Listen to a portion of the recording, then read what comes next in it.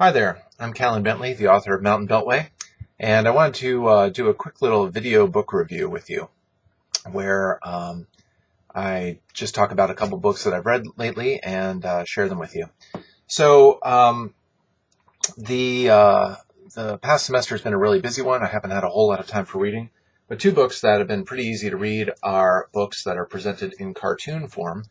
One is basically a semi-autobiographical cartoon of Richard Feynman's life. Basically, Feynman wrote a bunch of books, which probably fans of Feynman have already read.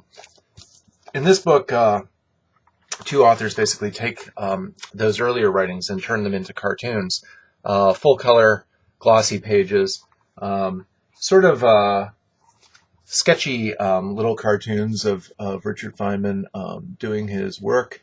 And it's really enjoyable. I mean, I've already read Surely You're Joking, Mr. Feynman, and some of those other early pieces that were by Feynman himself. But this was a nice way to sort of recap some of those earlier lessons and stories, anecdotes, and perspectives on history. I really enjoyed it. The other one that I read is the Book of Genesis, illustrated by Crumb. Now, Crumb is a famous countercultural cartoonist.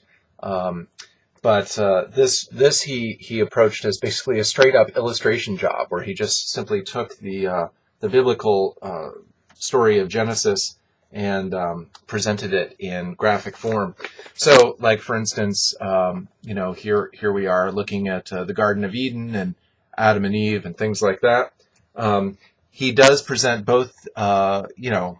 He presents the Bible with all of its, let's see how to put this politely. It's inconsistencies. So, for instance, down here in the lower right, you can see God pulling Adam's rib out to make Eve.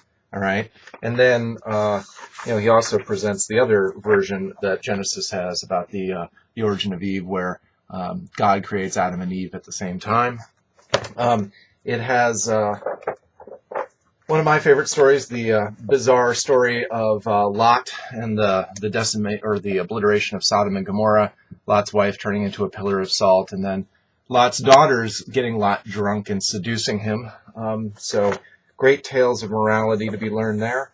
And then there's all this stuff that's pretty boring, including like the various lineages that the Bible describes in detail. And this is a bit of a challenge, I think, for an illustrator to come up with these tribes, these guys of these various, ancient Middle Eastern tribes, and make each one look different when there's, a litany of hundreds and hundreds of them that gets passed on. So, here's another example of that, where he sort of has to illustrate all these different dudes who begat other dudes, and it just goes on and on.